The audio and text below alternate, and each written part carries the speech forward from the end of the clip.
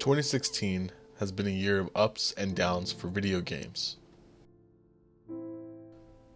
This has also been the year of space games, such as the Solus Project, Adrift, EVE Online, and Star Citizen. But with the popularity of space games, the community has been seeking a specific game that will allow us to reach new heights, but we still have to make do with what we have. As I said, this has been the year of ups and downs for video games. Specifically a game though called NoMan'sSky, which was released back in August, but it was under hot fire due to the lack of broken promises that were not fulfilled in the final product. Rather than speaking about those issues though, if you break down NoMan'sSky, the game is not entirely bad, but it is no way worth $60. Naturally, people were disappointed, and it created a skepticism towards open world space games. Well, in October of this year, another indie title called Osiris New Dawn was released. Released as an early access title, this has allowed Phoenix Fire Entertainment to listen to the community to let them fix bugs, add in content, and also another great thing, to communicate with the community as well, which was sadly what Hello Games did not do for NoMan'sSky. But does this mean that Osiris is better than NoMan'sSky?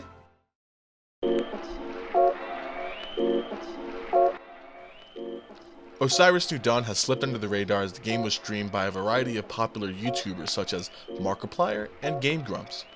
This created a following for the game, which also created the popularity for it. But with the cost of it being $25, it's hard to justify as an early access game. But what exactly do you get out of it? Well, Osiris is an exploration game. It is heavily crafted by its survival aspect, which was sadly what separates it from NoMan'sSky. Osiris includes a variety of wildlife, albeit there aren't as many as NoMan'sSky, but they don't look like fucking Sloth from the Goonies.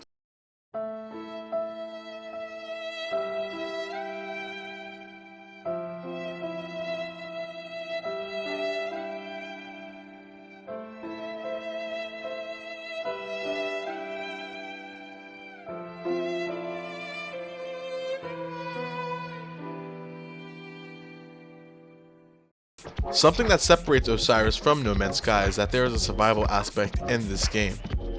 The game is designed with a day and night cycle that heavily affects the spawning of aliens and also leaves you vulnerable to be attacked. It presents that fear that isn't really offered in many open world games made today. As many of you already know this, NoMan'sSky does not offer multiplayer, which yes, was announced to have it by Sean Murray himself. Osiris has this, and it is a great addition to any exploration space game out there. Prior to making this video actually, developers did good by me when they officially fixed a saving issue in the private servers that actually affected my friends and I from playing together.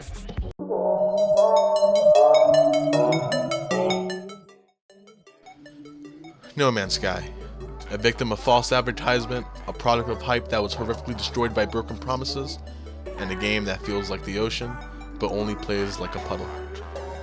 How can NoMan'sSky even contend with Osiris? Well, I don't think NoMan'sSky is a bad game. If you look at the concept of it, honestly, it would be amazing, but that's not the case. From being lied to for over 2 years of builds of the game that was actually never what we received has put NoMan'sSky in the same place as Spore, a game that was also incredibly hyped, but did not live up to it. NoMan'sSky was marketed as a survival game that included a vast amount of planets to explore, and although that's not what we entirely got, the game is not bad for what it is. NoMan'sSky is essentially a super chill game that you can play due to the fact that you're doing the same thing over and over again. I can say if you look for more than what you want, you're going to be greatly disappointed. But then again, the game itself already flopped harder than Hillary Clinton's Lost.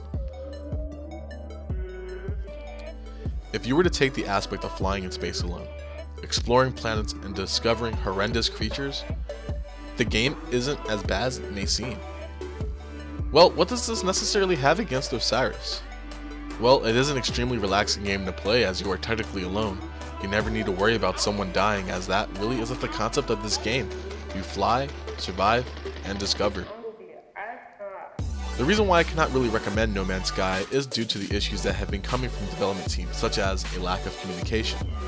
They didn't release anything about the game until about a week ago, and that announced the foundation patch that just is only about base creating. And to be quite honest, it's nowhere near enough content to bring people back. As well as the $60 price tag for the game, I feel bad for the people who spent more on the collector's edition. No Man's Sky is a victim of poor development and really good marketing. We all learned from this as pre-ordering games actually went down, but it still doesn't take away the issue of being lied to. But going back to my question of whether or not Osiris is better than No Man's Sky, well, that is entirely up to you. I raised this question due to the increase of space survival exploration multiplayer games have been making a huge scene. Well, this is the Broke Gamer. Thanks for watching.